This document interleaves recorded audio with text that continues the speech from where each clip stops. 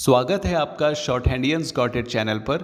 Videos अगर पसंद आ जाएं तो लाइक, शेयर और सब्सक्राइब कर दीजिएगा। लेटेस्ट डिक्टेशन और जॉब नोटिफिकेशंस को पाने के लिए बेल आइकन प्रेस कर दीजिएगा ताकि आपको टाइम पे आपकी डिक्टेशंस मिल सकें। Thank you so much.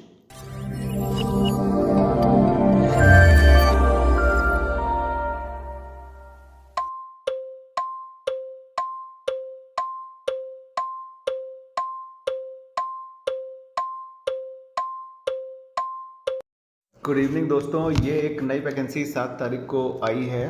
ठीक है, ये है high court of Karnataka Bangalore से नोटिफिकेशन आ चुकी है। इसकी पीडीएफ क्या इसकी वो हम डाल देंगे डिस्क्रिप्शन बॉक्स में लिंक पीडीएफ का, से आप पढ़ लीजिएगा। ठीक है, 54 पोस्ट आई है, 54 पोस्ट, और ये शायद पहले भी आ चुकी थी जिसकी लास्ट डेट फिक्स की गई थी, लेकिन फिर से इसको ओपन कर दिया गया है। तो जिन्होंने नहीं डाला है वो डाल सकें। इसके लिए असिस्टेंट कोर्ट सेक्रेटरी की है ये वैकेंसी। स्टेनोग्राफर लिखा हुआ है इसको, वहाँ पे असिस्टेंट कोर्ट सेक्रेटरी कहते हैं स्टेनोग्राफर को। इसका मेथड ऑफ रिक्रूटमेंट देखिए क्या है कि ये तो ठीक है, ये तो कॉमन चीज़ है। मिनिमम क्वालिफिकेशन में आते हैं तो यहाँ SSLC examination conducted by the Karnataka secondary education examination board. SSLC कोई एग्जामिनेशन है, ठीक है, वहाँ का। अब ये तो हमें पता नहीं है क्योंकि हम वहाँ से बिलोंग नहीं करते हैं, तो ये होना चाहिए। और दूसरी चीज़ और लिखा हुआ है, इट्स इक्विवेलेंट एग्जामिनेशन, या तो ये होना चाहिए या इसके बराबर का। तो SSLC एग्जामिनेशन जो होता है ये शायद क्या कहते हैं, ये जो SSLC एग्जामिनेशन है ये वहाँ का हाई स्कूल और इंटरमीडिएट का एग्जामिनेशन कहलाता है। ठीक है, कर्नाटका सेकेंडरी एजुकेशन का। ठीक है, इसका फुल फॉर्म होता है सेकेंडरी स्कूल लीविंग सर्टिफिकेट, जो कि मिलता है 10th के बाद 12th में जाने के लिए, और फिर 12th में भी मिलता होगा। तो या तो ये हो और इट्स इक्विवेलेंट एग्जामिनेशन, या इसके इक्विवेलेंट हो। तो जैसे इंडिया में और भी जो UP board, CBSE board, ICSE board है ना, ये भी इसके इक्विवेलेंट ही हैं, तो बाहर वाले भी इसको भर सकते हैं। ठीक है, लेकिन पोस्ट हमें बहुत कम लग रही है। 54 पोस्ट में जनरल की सीट शायद 4 है, और बाकी जो 10 सीटें हैं, मतलब 44 सीटों को इन्होंने अपने किसी केडर से इसको डिस्क्रिमिनेट किया हुआ है, अलग किया हुआ है। और 10 पोस्ट में एक सीट और है, वो भी जनरल की है, जनरल मेरिट के नाम से है। तो अच्छा, चलिए क्वालिफिकेशन पे आते हैं। तो बीच में ये तो हो गया SSLC, फिर और diploma in commercial practice / secretarial practice in English, ये वहाँ का कोई डिप्लोमा है जो वहाँ के इंस्टीट्यूशन देते हैं। ठीक है, या any other examination recognised as equivalent examination to them by universities, कोई भी एग्जामिनेशन जो कि इन सारे सर्टिफिकेट्स को मान्यता देता है या इससे इक्विवेलेंट हो। जैसे मुंबई में GCC सर्टिफिकेट होता है ना, गवर्नमेंट कमर्शियल सर्टिफिकेट के नाम से, और गुजरात में भी GCC सर्टिफिकेट मिलता है शॉर्ट हैंड और टाइपिंग टेस्ट के लिए। ठीक है, पास करने के लिए हर स्पीड में मिलता है 100, 120, 80। वैसे ही टाइपिंग में भी 60, 80 नहीं 50, 40, 60, 80। ठीक है, इसकी स्पीड का GCC का एग्जाम्स होते हैं, तो उसी के इक्विवेलेंट हो, या फिर Karnataka secondary education examination board और टेक्निकल बोर्ड से एफिलिएटेड हो, वहाँ पे भी कोर्सेज यारे चलते हैं। तो ये दोनों हो गई आपकी फर्स्ट पॉइंट। तो और note preference will be given to those who are graduates, तो मतलब ग्रेजुएट बंदे को प्रेफरेंस दी जाएगी क्योंकि SSLC 10+2 के लेवल का एग्जामिनेशन होता है। ठीक है, तो ये था इसका पहला पॉइंट। और senior grade examination in English short hand, ये वहाँ का जैसे GCC मुंबई गुजरात का है, वैसे ही सीनियर SGE ये इंग्लिश शॉर्ट हैंड कर्नाटका में चलता है, या फिर प्रोफिशिएंसी ग्रेड एग्जामिनेशन ये भी कर्नाटका में चलता है। ठीक है, या तो इन दोनों में से कोई सर्टिफिकेट हो। और तीसरा नंबर पॉइंट ये है, senior grade examination in type writing in English conducted by the department of public instruction of the Karnataka, मतलब उससे हो और इक्विवेलेंट क्वालिफिकेशन हो, इसके बराबर की भी हो, जैसे GCC वगैरह है, तो वो भी चल जाएगा। Must have knowledge of operation of computers, होना चाहिए कंप्यूटर की नॉलेज आपके पास, सर्टिफिकेट भी होना चाहिए।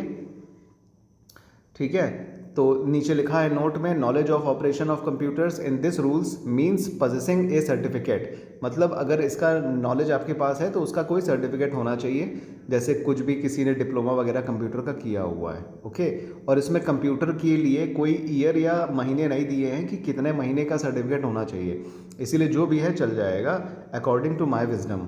ठीक, अब इसमें स्केल ऑफ पे है 44,900 से 1,42,400। ये तो चलिए ठीक है, 2 साल का प्रोबेशन पीरियड है और इसको बढ़ाया भी जा सकता है। अब एज लिमिट है 18 साल से शुरू है और 40 साल है शेड्यूल SC/ST के लिए, बैकवर्ड अदर बैकवर्ड क्लासेस के लिए, और 38 साल है person belongings to the category other backward. 35 साल केवल एज है जनरल वालों बंदों के लिए। ठीक है, not with standing anything content, चलिए ये तो ठीक है, इसको पढ़ लीजिएगा आप, बहुत ज़्यादा चीज़ नहीं है इसमें। हम ये आपको बताएंगे लास्ट डेट जो है 7/4/2022, पूरे 1 महीने की डेट है इसमें, अप्रैल तक ये चलेगा।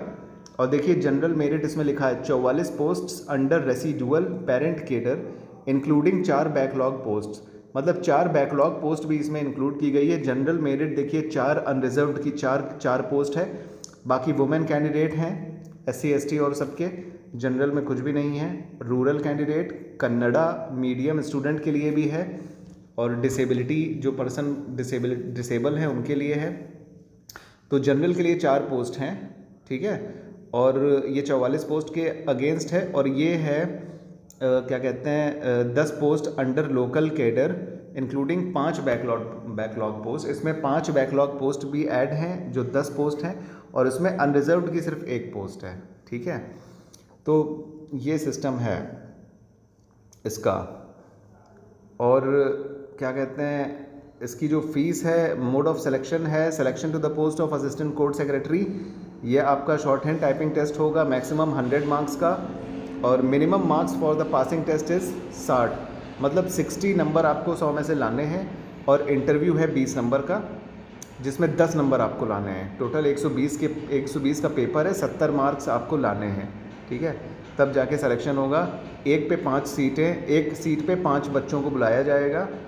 और फीस इसकी 500 रुपये है जनरल और अदर बैकवर्ड क्लासेस के लिए 500, और जो फिज़िकली डिसेबल्ड लोग हैं, चैलेंज्ड लोग हैं, उनके लिए 250 रुपये फ़ीस है। ऑनलाइन पेमेंट होगा या फिर चालान से फॉर्म पैसा जमा किया जाएगा। लास्ट डेट है 7/4/2022 बता चुके हैं, और जो फ़ी पेमेंट की लास्ट डेट है वो है 12/4, मतलब 4 दिन और दिए गए हैं, 4-5 दिन और दिए गए हैं।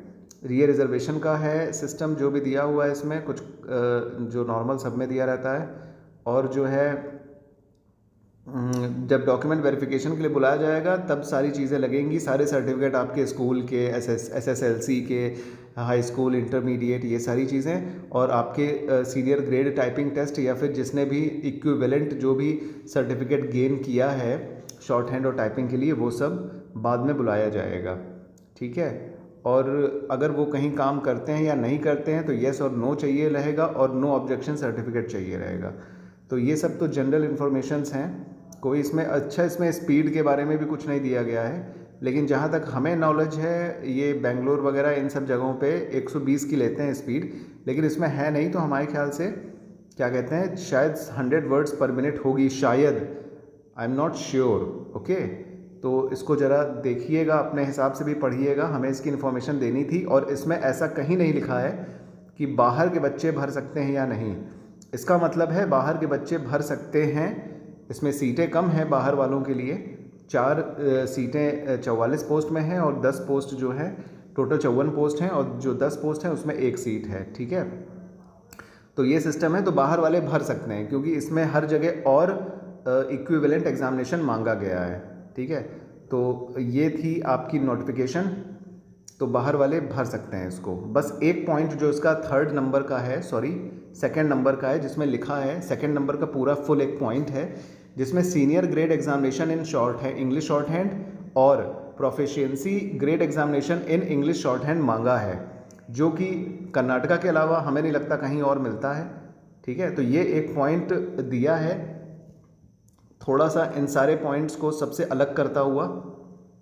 इस पॉइंट में कन्फ्यूजन बना रहेगा जब तक कि आप लोग एक काम करिएगा, 500 रुपये ज़्यादा तो नहीं होते हैं, लेकिन हाँ किसी के लिए और ये 500 रुपये भी बहुत ज़्यादा होते हैं एग्ज़ामिनेशन फ़ीस। आप लोग जब इसको ऑनलाइन भरिएगा तो उसमें जो है आपको पता चल जाएगा कि बाहर वाले इसको भर सकते हैं कि नहीं, कोई डोमिसाइल मांग रहा है कि नहीं। But according to this notification इसमें बाहर वालों के लिए प्रोहिबिशन नहीं है, बाहर वाले भर सकते हैं, ठीक है। तो लेकिन जब आप जब फॉर्म आप ऑनलाइन सबमिट करोगे तो उसमें जैसे मुंबई का सीन क्या है कि वहाँ पे स्टेनोग्राफ़र की जो पोस्ट निकलती हैं स्टेनोग्राफ़र के नाम से, उसको वहाँ के डोमिसाइल वाले ही भर सकते हैं। आप फॉर्म भरने जाओगे तो उसमें आपको शो कर देगा कि if you have a domicile then you are eligible, otherwise not, ठीक है। इस टाइप की चीज़ें उसमें लिख के आ जाती हैं। वहाँ की जो हाई कोर्ट की पीएस की पोस्ट है, प्राइवेट सेक्रेटरी की या पर्सनल असिस्टेंट के नाम से जो हाई कोर्ट की पोस्ट निकलती है, उसमें बाहर वाले लोग अप्लाई कर सकते हैं जिसकी स्पीड 120 होती है, ठीक है। लेकिन स्टेनोग्राफर अप्लाई नहीं कर सकते हैं मुंबई में, तो फॉर्म में ही वो लोग बता देते हैं। तो वैसे ही आप जब इसका फॉर्म डालोगे तो इसमें अगर ऐसा कुछ होगा डोमिसाइल वगैरह तो वो बता देगा, अदरवाइज़ आप भर सकते हैं इसको नोटिफिकेशन के हिसाब से, ठीक है। तो बाकी हमने सब कुछ आपको बता दिया है और इसकी पीडीएफ आपको डिस्क्रिप्शन बॉक्स में मिल जाएगी, जाके वहाँ से ले लीजिएगा और अपने हिसाब से भी रिसर्च मारिएगा, थोड़ा सा सर्च करिएगा साइट पे जाके, ऑनलाइन भरता है तो भर दीजिए। और वैसे 4 ही पोस्ट हैं, 4 से 5 पोस्ट हैं इसमें, ठीक है। और अपने से भी थोड़ा लगा लीजिएगा दिमाग इसको पढ़ लिख के, सिर्फ हमारे ही उसमें मत जाइएगा, हमको आपको इंडिकेशन देना था और आपको इससे इन्फॉर्मेशन आपको देनी थी, सो इसलिए ये वीडियो है, ठीक है। तो ऐसी ही नोटिफिकेशंस पाने के लिए चैनल को लाइक शेयर सब्सक्राइब कर दीजिए और इसको और भी ज़्यादा वायरल करिए। Thank you so much, bye bye.